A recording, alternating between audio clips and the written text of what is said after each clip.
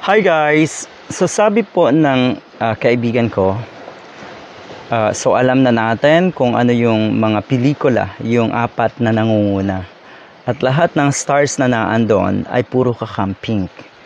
Lalo na po yung mga lead stars. Okay?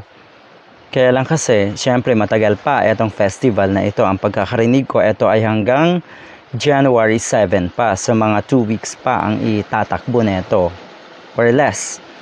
So hindi natin sigurado kung mababago pa itong standing na ito ng yun na nga ng pinaka tinangkilik na pelikula ngayong Kapaskuhan.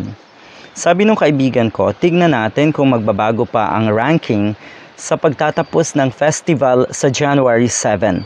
Wala pa kasing libreng ticket na ipinamimigay para makahabol. Ito ay nararamdaman din natin na posibleng mamigay ng libreng ticket. Yun ay isang possibility. 'Di ba? Pero kung iisipin mo, sino at saan manggagaling, wala namang kaugnayan ang tema ng mga pelikula ni Tony Gonzaga, Mama Sapano, wala namang mahihita yung kanilang mga idolo. Ibig kong sabihin talaga, walang kaugnayan. So ang nangyari noon sa Made in Malacanang, may malaking bagay sa kanila yon. 'Di ba? Yung pinaka-jodorizer nila yun eh.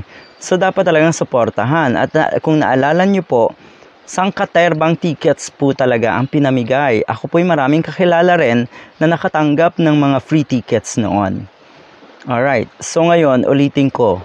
Sa tingin ko, hindi na makakahabol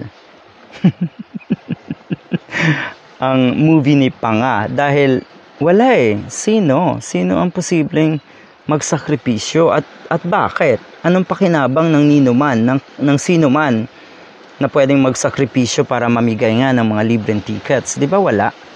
Lalo na rin po yung Mama Sapano. Ang yabang ng producer ng Mama Sapano. Ano ka ngayon? Siguro kilala natin yung kayabangan or yung taong yun na sobrang yabang. Lalo na po pagdating sa social media. Yung tipong talaga, ito ang klase ng mga professionals dito sa ating bansa.